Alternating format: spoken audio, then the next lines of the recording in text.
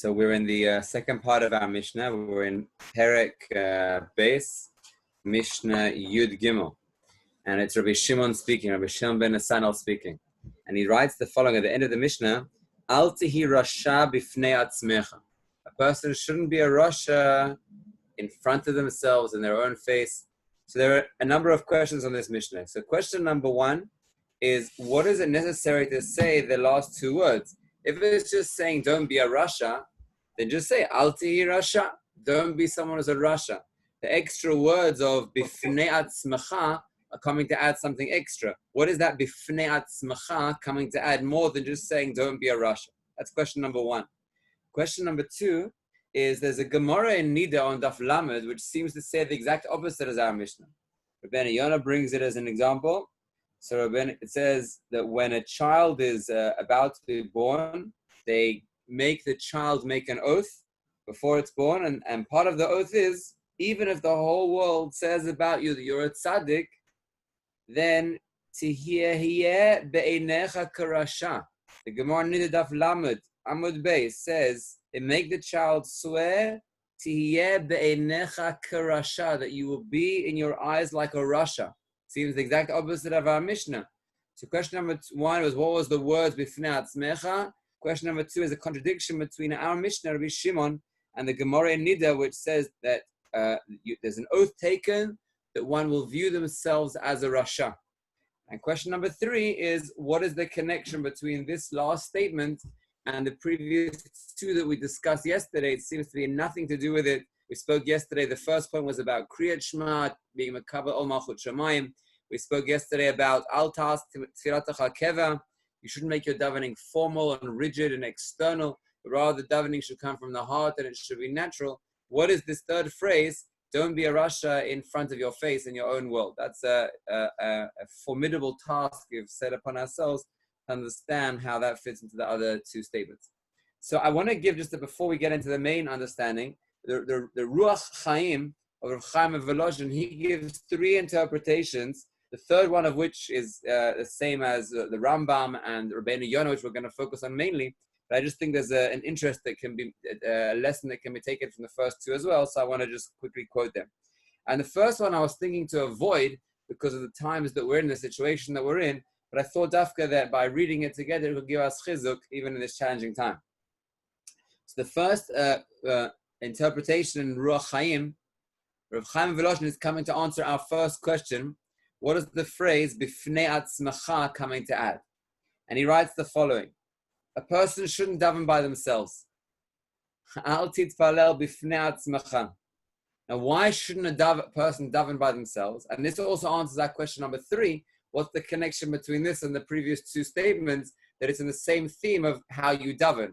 What's the mode in which you should daven? Which is what the last case and to some degree the first case spoke about as well, the how you should be davening. So it's saying, how should you be davening? You shouldn't be davening by yourself. Because when a person davens by themselves, then chas v'shalom, there is a chance that they could be called out as being a rasha. And not that chas v'shalom davening by oneself makes them a rasha, but if someone is a rasha and they daven by themselves, then HaKadosh Baruch Hu judges them in a more strict way. And he looks at that person as an individual since they're davening as an individual. However, when they daven with the tzibur, then even if they're not able to daven with kavanah, that the very fact they're davening with the tzibur, it's accepted more greatly, more broadly by HaKadosh Baruch Hu. שתפילת יחיד פונים אותה אל כל צד בדקדוק וחיפוש בכל העולם והעולם דרך עליות, אם הוא ראוי לעלות, אם לאו חס ושלום. When a person davens by themselves, they're very medactic on him to see if his davening is worthy of going up to the upper worlds. However, when a person davens with the tzibur has another level, and ein medactikim alea b'zchut hatzibur ve'ein nim'eset al kol panim. The tefillah, the prayer of a tzibur isn't held that accountable. So on the one hand, this is a very challenging statement because many people are davening by themselves now. However, we can also explain that HaKadosh Baruch Hu judges you according to your intention.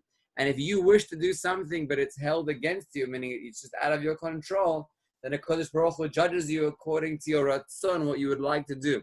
Maybe we could apply that to here as well. When a person davens by themselves, by choice by themselves, they're as if they're saying, Hashem, I don't need to be with the tzibur, I'm cut off from them, you can judge me according to my own merits. Then HaKadosh Baruch Hu says, okay, let's see. and they judge the person as an individual. And then the Chas v'Shalom, a person may end up being a rasha and their tefillah won't be accepted. But if a person davens with tzibur, or the way we're expanding it to now, they show the will to daven with the tzibur, they wish to be with other people, they want to be not by themselves but with the tzibur at large, then HaKadosh Baruch Hu judges them as a tzibur at large.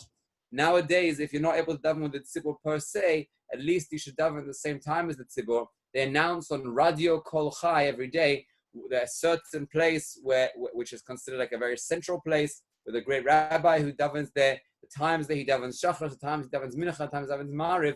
So if a person is not in any community of sorts, and they can align themselves to daven at the same time as that person. So that's what the first interpretation that the Ruach Chaim gives. That explains two of our questions. And the second interpretation that he gives is also very interesting. And I hope it's not relevant, but it may be to someone out there, no one in this group, but to someone out there, and therefore it's worthwhile hearing as well. When it's saying a person shouldn't be a rasha b'fnei atzmacha, then what it's coming to allude to is that it could be chas v'shalom a person who would view their Judaism as making a good impression. And what they think is important is that people, they don't give a bad impression to others. So let's give an example. Let's say you have someone who's a parent or a rebbe, and his mindset is, Hashem, I don't want to make a chilul Hashem. I only want everyone to learn good. And therefore, Kadosh Baruch Hu, I'm going to show as if I'm doing your will with a full heart. And I'm going to daven as if I'm davening with kavanah. And on the one hand, he has good intent. He's not trying to trick anyone that they'll think of him to be a big tzaddik just for his own honor. He's not doing that. But what he's doing is he's caring about Hashem's honor and therefore making a show and a scene as if he's a tzaddik in order that there will be a good impression upon other people. And he thinks in a crooked way, in a skewed perspective, he thinks that he's fulfilling the will of Hashem by getting other people on board and getting other people, to believe in the will of Hashem and to follow the path of Hashem. Because when they see him praying with kavanah, they'll say, "Oh, I'll pray with kavanah as well." And that, in a sense, is a kapara for the fact that he's not davening himself with kavanah, or he's not doing mitzvahs himself in the proper way. So another example of that would be if someone encourages other people to give tzedakah, then he would rationalize and say to himself, well, you know how much money I arranged that other people will give? So I personally am exempt from giving tzedakah because I've arranged so many other people that are giving tzedakah, so I don't need to. So this false mentality whereby a person feels, I will do a kiddush Hashem, I don't need to do it myself, I can just get other people to do it or make an impression as if other people are doing it. That's what the Mishnah is coming to allude to. Don't be a tzaddik, don't be a rasha, alti rasha b'fnei atzmacha. In your own inner world. It's not enough that externally you're showing everyone you're a tzaddik, and even if they are learning how to be good from you, even if there are more people giving tzedakah, and even if there are more people davening with kavanah as a result, that's not enough. Rather, you are not allowed to be a tzaddik, a rasha, you're not allowed to be a rasha in your own eyes. Alti rasha b'fnei atzmacha, even in amongst yourself in your own inner world, that's not enough. It's not justified that a person is getting other people to give tzedakah or inspiring other people to daven with kavanah when they in their inner world are empty. Every individual is responsible for their own inner world. It's not sufficient that they've encouraged other people. And that's the second interpretation. The third interpretation, which the Ruach Chaim gives, I'm not going to read it inside the Ruach Chaim because the Rambam and Rabbeinu Yonah, who were earlier, they both say it as well. So we're going to go on to their interpretation and see it from them. So again, just to reiterate, the three questions that we were asking were, why does it say b'fnei atzmacha? What's that coming to add? We've given a couple of interpretations, but we're looking for a more all-encompassing one. The second question, which we haven't answered yet at all, even according to these first two interpretations, was the Gemara in Nida, which seems to imply that a person should see themselves as a rasha. And the third question is, how does this all connect to the previous sections that we've seen until now? So I'll give an outside explanation. We have actually discussed this very Mishnah with the Rambam and the Rabbeinu Yonah when we did the Tahir Libeinu series. So we're going to be reiterating some points there and hopefully elaborating on it in this context. You see, for better or for worse, we use labels. And labels can be very useful at times, but they can also be damaging at times. What is an example of a label? So when you have a product, right, and that product has a logo, then that logo can be so strong for you that instead of you having to read all about the details of what this product is, if it has that logo and you already identify that logo to mean certain values, then you'll immediately use the label that that logo presents, and you'll say, oh, well, if it has that logo on it, then it must be what I know it to be. Sometimes the logos are authentic. They really do represent what's inside. Sometimes they're fake. For example, Coca-Cola has put a lot of money into making their logo, their Coca-Cola logo, align with and be similar to living a good life, enjoying life, having a good time. There's no real connection between those two. That it's actually quite unhealthy to drink Coca-Cola. But there's become a label now where Coca-Cola equals, and then whatever it is that they put in there, enjoying life, and then people make that association.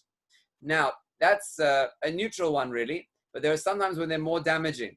When a group has a label, a group of people, maybe the group of people has a label of being stingy and tight with money. Maybe the group of people have a label of being quick to anger and people who get on your nerves. Maybe the group of people have a not being religious as much as our group is, or maybe not having intelligence or being foolish. Whatever label it is that a particular group is aligned with, whatever label it is that a particular group is given, there's a great damage in that label. Because then when you come to meet an individual who's part of that group, instead of you relating to that person as a person, you relate to them as the label that was given to them. And that's very damaging because you won't be able to see them in a healthy, authentic way. You'll be viewing them through the lens of the label. One time where this is very crucial is when a child goes from grade 5 to grade 6, and the grade 6 teacher gets a list from the Rebbe of the previous year with labeling each child. This child doesn't put an effort, this child is lazy, this child is whatever the Rebbe labels the child. Now, if Chas v'Shalom, the Rebbe of grade 6 would read that list for the rest of the year, he's going to relate to that child, unless it's starkly broken, the label, but the natural default will be that he will relate to the child through the label he was given. A label was given, now that's what the lens is that he views the child through. So when a person has a label of someone else, that's how they relate to them. Now, if you have a label, therefore, if you're Rebbe, of course, if you're Rebbe, you should never ever accept any words that anyone else says about a student, about a Talmud. You should just say, I'll meet them and I'll relate to them in my own way. I don't want to hear any tags or labels that were given that will cloud my view of how to relate to them in an authentic manner. So that's regarding labels on products. That's regarding labels on other people. Now, we also put labels on ourselves. Now, those labels that we put on ourselves may come from other people tagging them to us, whether they are authentic or not. They may come from us imagining them and they're not being true, but we've just decided. They may come from experience of something that looks like it's a fact, but in truth, a label is always hachlala. It's always broad, way broader than the truth of what the person is. People are complex. They're not just fit into a particular label. And the moment you give a label, you're limiting the truth of that person. And if that person would like to do tshuva, for example, by giving them a label, then you're limiting them in their ability to do tshuva. So let me give an example of a label. Let's say a person has reached age 50 or 55 or 60 right now, and they've placed upon themselves the label, you can't teach an old dog new tricks, which is a horrible label to have. I mean, you're assuming that a dog can't be taught new tricks, and therefore this person is a dog, and therefore since this person is a dog, he won't be able to learn new tricks. But maybe he's not a dog, maybe he's a person, and maybe people can learn new tricks. So that's a very false mentality, but let's say that's the label that he got. He has this false label on his mind that you can't teach an old dog new tricks, and therefore he, having reached age 50 or 55, is not able to change. So he's put himself in a label where he can't do tshuva. And any negative thing that he does now, if he would want to do tshuva on it, he would say, oh, nothing I can do. I'm in that label of you can't teach an old dog new tricks, and therefore it's too late for me, it's impossible for me to do tshuva. So that very label limits him in his belief in himself, and whatever label a person places on themselves will then define how much they're willing to put in effort, how much they're willing to accomplish, to succeed, because they'll only be willing to go as far as their label goes. They won't be willing to go beyond what they believe in themselves to have, which their label is. So far, so good. So therefore, we have to very carefully analyze what labels we put on ourselves. What would happen if a person would put a label on himself of being a tzaddik? Is that a good thing or not a good thing? So at face value, it's a very good thing. If my label that I have of myself is that I'm someone who's a tzaddik, then all my actions that I will do will be ones that will fit into how I define myself. So let's say if I define myself as a tzaddik, and there's a mincha now, then I'll go daven mincha because I'm a tzaddik, and tzaddikim daven mincha. If I define myself as a tzaddik and I have some free time, I'll open a Gemara and I'll learn Gemara, because tzaddikim use their free time to learn more. If I define myself as a tzaddik, it's the label I have of myself, and there's a mitzvah opportunity to help someone who needs help, I'll go and help them. So it seems like labeling oneself with the label tzaddik is a very healthy thing to do. What happens if a person labels themselves with the label of a rasha? What will be the effect of that? How will that affect him? So let's read the Rambam and Rabbeinu Yonah, how the label of a rasha, excuse me for that, how that will affect the person. Says the Rambam,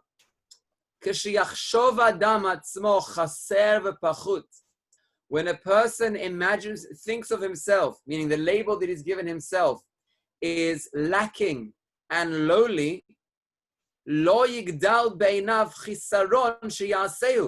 then it won't be low in his eyes to do a negative deed, because that's where I am anyway. That's fitting to who I am. So when a person has a label of himself as a tzaddik, he would say to himself, that's beneath me. That's not fitting for who I am. I wouldn't do an act like that. To use those words, I would never use those words. I'm a tzaddik. It's inappropriate for who I am. To do such an act or to waste time in such a way, that's not appropriate for me. I'm a tzaddik. My label is a tzaddik, and I live up to the label that I believe myself to be. When a person believes themselves to be a rasha, even though in some skewed, crooked way, they think to themselves, well, you know, that's good, because if I believe myself to be a rasha, then I'm doing tshuva and I'm feeling charata, and it's a way of tshuva. It's the exact opposite. When a person believes themselves to be a rasha, that reinforces their label, their view of themselves, so that when a new avera opportunity comes their way, they say, well, that's in line with who I am, a rasha anyway, so what's the big deal about doing this? That's anyway fitting to who I am. That's how the Rambam defines it. Rabbeinu Yonah says it in a similar vein, that the sugya that we're learning here is the sugya of tshuva. Shelo yeh rasha b'fnei atzmo. A person shouldn't be a rasha in his own opinion, in his own mentality, in his own mindset. She'eino yachol lachzor b'tshuva. He shouldn't believe that he can't do tshuva. What will happen if a person believes himself to be a rasha? He views himself as a rasha, and then he believes that he's limited and he can't do tshuva, a false belief about himself which limits him in how far he's willing to go. He'll give up hope from doing tshuva. He'll say, maybe other righteous people can do tshuva, but me, a rasha, like, I can't do tshuva. There's no hope for me. I'm too late. It's too late for me. And if an avera comes his way, he will see it as permissible. Not that he really thinks it's permissible, but because the way he's viewing himself is as someone like me, it's only fitting to do such a thing. He says, you know what terrible things I've already done? This avera is peanuts in respect to what I've done, and therefore it's not a big deal at all to do such an avera. So let's try and summarize what we've said so far and see how this is going to relate to, not answer exactly, but relate to our questions. Our question number one was, what does it mean, al tiyeh rasha b'fnei atzmo? It could just say al tiyeh rasha. If it would just say al tiyeh rasha, it's just saying don't be a rasha. That's saying if there's a particular avera, don't do it. That wouldn't need to be in Pirkei Avos, right? In Pirkei Avos is teaching us midas on how to improve ourselves. It wouldn't just say don't be bad. That's way too simplistic It wouldn't be a chiddush that it's coming to teach us. But rather it's telling us a mindset that we can absorb. It's not enough that a person doesn't do the Aveira. A person has to question, how do I view myself? Meaning, there's the Aveira and there's the person doing the Aveira. When you come to do tshuva, there's two areas you have to do tshuva on. You have to do tshuva on the Aveira, and you have to do tshuva on the perspective, the way I view myself. Because what leads to the Aveira is the way I view who I am. So there's the Aveira, and there's my perspective of myself doing the Aveira. It's more important to do tshuva on my perspective of myself than it is to do tshuva on the Aveira. Because if a person does a tshuva on the Aveira, then that one particular Aveira is cleansed, but he's going to do many, many more Aveiras. He still views himself in a negative light. But if a person does tshuva on his perspective of himself, then he's got to the core. He's got to the essence of how he views himself, and therefore how he'll continue to relate to other things as well. So therefore, it doesn't just say don't be a Rasha. It says don't be a Rasha in your own perspective, in the way you view yourself. That's the core of who you are. So that's the first question. But that doesn't answer the second question. In fact, it makes the second question much harder. The second question was that the Gemara in Nida Daf Lamed Amud Beis says that when a person is about to be born, they make him take an oath and say, even if the whole world says that you are a tzaddik, tehei beinecha karasha, you should view yourself as a rasha. Well, that's not going to be helpful. I would have aligned myself with the people saying I'm a tzaddik. That's going to be more productive for me in this world. So I want to take a broader perspective than what we just said until now. There's a way of a person viewing themselves as a tzaddik, which is good, and there's a way of viewing themselves as a tzaddik, which is not good. There's a way of a person viewing themselves as a rasha, which is good, and there's a way of a person viewing themselves as a rasha, which is not good. How do you identify what's the healthy one and what's the non-healthy one? It's very simple. If a person views themselves as fixed, as stuck, as set in either side, that's very unhealthy. But if a person views themselves as a work in progress, it's still something developing on either side, it's healthy. Let's analyze that and go through all the four.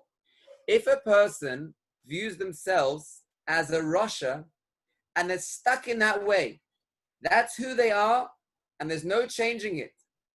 That's what we spoke about until now. They've given themselves a label. They're set in that way. That's a very unhealthy mindset, because then they won't have any volition to improve, because that's just who I am. That's very unhealthy. Let's jump to the other extreme.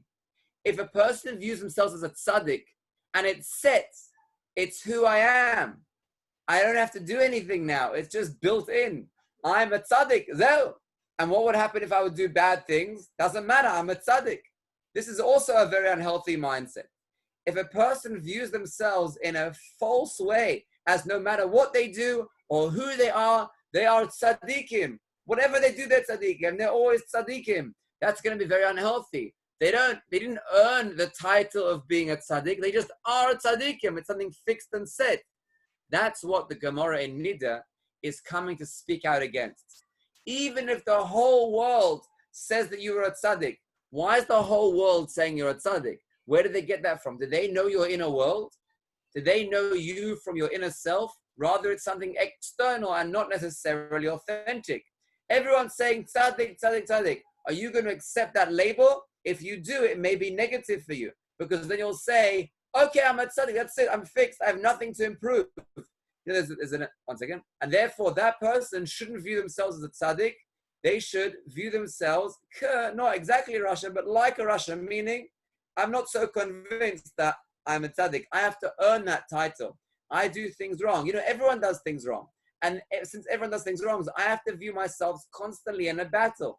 I'm not yet earning the title of tzaddik as a fixed, set title. It's something I have to always earn, because I may not be there right now, and therefore I have to go back and earn it.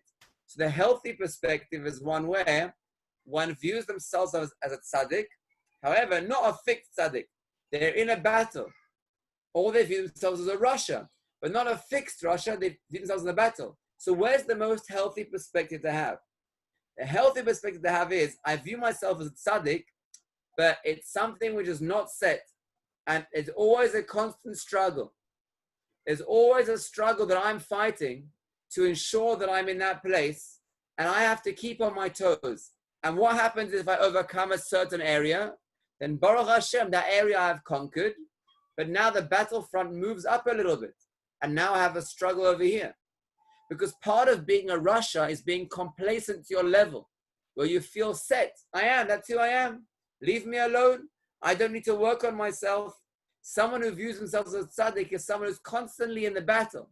Not in a tense battle where he is struggling, but rather he views himself as constantly having what to work on. He's always asking himself, what's my next step in Avodas Hashem? Let's tell a quick story. The Kotzker Rebbe was the father-in-law of the Sasava Rebbe. And the Sasava Rebbe's father was a simple man. He wasn't a Rebbe himself. And the Sasava Rebbe, the son-in-law, was very, very sick. He was deathly sick. And his father went to the Kotzker Rebbe, his in-law, to ask him to daven for his son-in-law.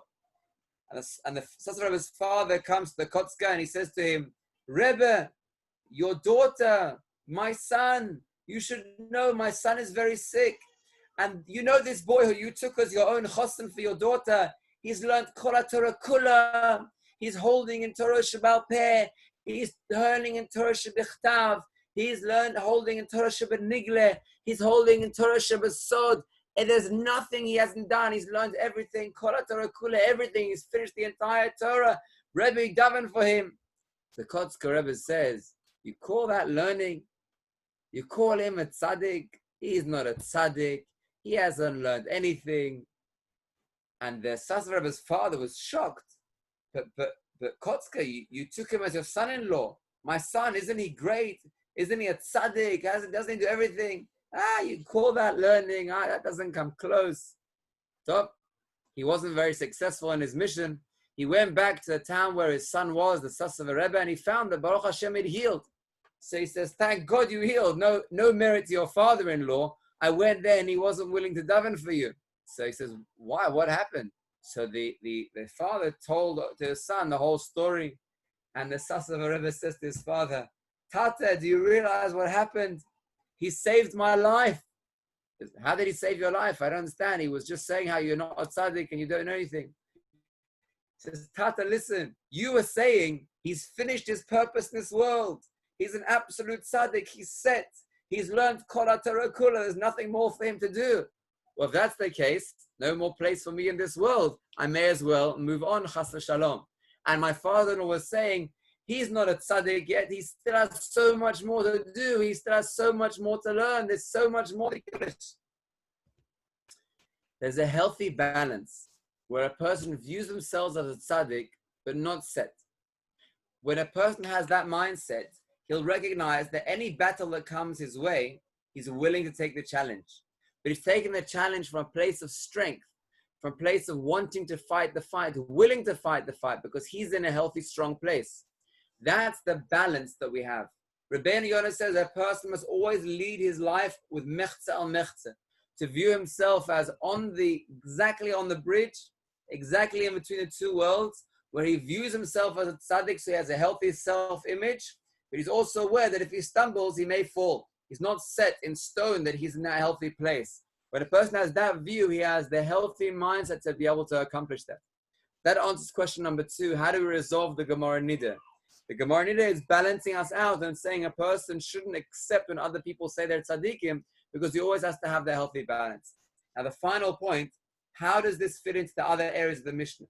So I was thinking, and this is something that I also speak about in Chosin classes, but here we're taking it in the context of Avodas Hashem. You see, there's us and there's Hashem. Now, if you only believe in Hashem, but you don't believe in yourself, it's not going to be a healthy balance. Because then a person who only believes in Hashem and not himself, then he'll say, Hashem, do everything for me. I'm not going to do everything for myself. I'm hopeless. I'm hopeless. Hashem, I can't do anything without you. Hashem, you do it. And that person won't put in the regular shtadlus that he needs to put in order to serve Hashem. Because his trust in Hashem is so overbearing and his belief in himself is so empty that he doesn't serve Hashem with all of his koach because he doesn't believe in himself. He says, I can't help myself. I'm hopeless. I'm useless. Hashem, you're going to have to bail me out. So trust in Hashem and no trust in oneself is unhealthy. Let's try and reverse that for a minute.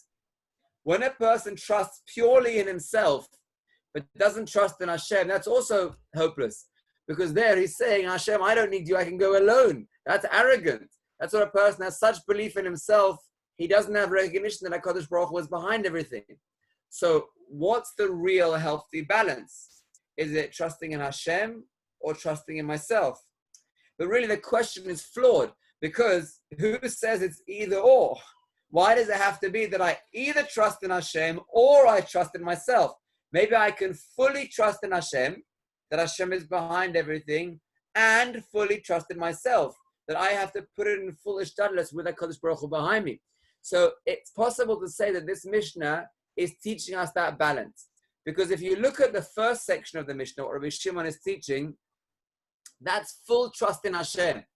Havei zahir b'kriyat shema. The way that we defined it yesterday was the absolute, complete Kabbalat Ol Malchut Shamayim.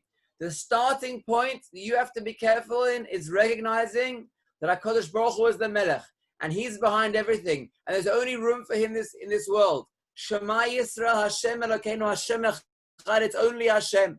That's the one extreme. Now, let's put that extreme on hold for a second.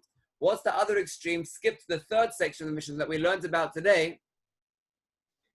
Al tehi rasha b'fnei atzmacha. Don't view yourself as a rasha, rather view yourself as a tzaddik. Now, as we learned today, if you take that principle to an extreme, an unhealthy extreme, then it will be, I'm tzaddik, I'm doing everything correctly, I don't need a HaKadosh Baruch Hu, I'm set. That's also going to be unhealthy. But a person should maximize their belief in themselves. So, you have full belief in HaKadosh Baruch Hu, but not by itself. You also have full belief in yourself. And where do you get to? You get to that middle place. And that's what the middle section of the Mishnah. And that's exactly what we were saying yesterday. Yesterday, we were describing how a person's relationship with Hashem should not be a relationship which is external.